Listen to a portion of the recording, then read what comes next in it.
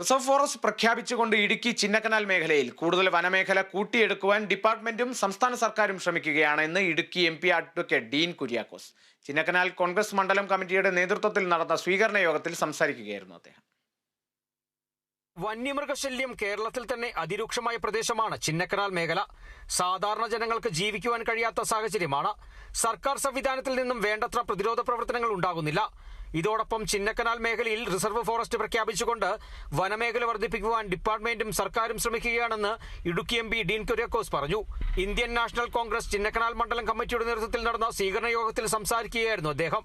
വന്യമൃഗശല്യം കേരളത്തിലെ തന്നെ ഏറ്റവും അതിരൂക്ഷമായിരിക്കുന്ന ഒരു മേഖലയാണ് ഈ BL റാം ചിന്നക്കനാൽ ഉൾപ്പെടെയുള്ള ഭൂപ്രദേശങ്ങൾ. ജനങ്ങൾക്ക്, സാധാരണക്കാർ, തൊഴിലാളികൾ, കൃഷിക്കാർ അവർക്ക് ജീവിച്ചു പോകുന്നതിന് വേണ്ടി എത്രയോ പ്രയാസമാണ് ഈ വന്യമൃഗശല്യത്തിന്റെ പേരിൽ നേരിടേണ്ടി വരുന്നത്.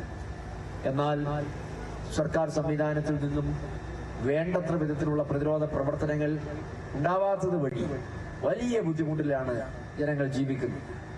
പാർലമെന്റ് തിരഞ്ഞെടുപ്പിൽ വൻ ഭൂരിപക്ഷത്തിൽ വിജയിച്ച വോട്ടർമാരെ നേരിൽ കണ്ട് നന്ദി അറിയിക്കുന്നതിന്റെ ഭാഗമായിട്ടാണ് ചിന്നക്കനാൽ മണ്ഡലം കമ്മിറ്റിയുടെ നേതൃത്വത്തിൽ വിവിധ കേന്ദ്രങ്ങളിൽ പര്യടനം നടത്തി സ്വീകരണം ഏറ്റുവാങ്ങിക്കൊണ്ട് ഇടുക്കി MP നന്ദി അറിയിച്ചത്. ഗ്രൂപ്പ് കൺവീനർ SFW യൂണിയനുடைய ഗ്രൂപ്പ് കൺവീനർ பிரபாகரன் அவர்கள் பிரசன்னமாக செல்லப்பாண்டி அண்ணன் அவர்கள் மாலை அணிவித்து வரவேற்பார்கள்.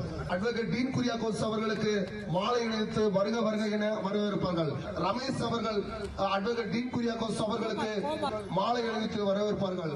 വാർഡ് കമ്മിറ്റിക്ക് വേണ്ടി സസി അവർ മണ്ഡലം പ്രസിഡന്റ് T ആഷിഖിന്റെ നേതൃത്വത്തിൽ നടന്ന പര്യടനത്തിൽ INTUC regional president D Kumar, block president Andrews, DCC member Chellapandi, block vice president Murugapandi, block secretary P Velmani തുടങ്ങിയവർ പങ്കെടുത്തു. Kerala vision news, Idukki.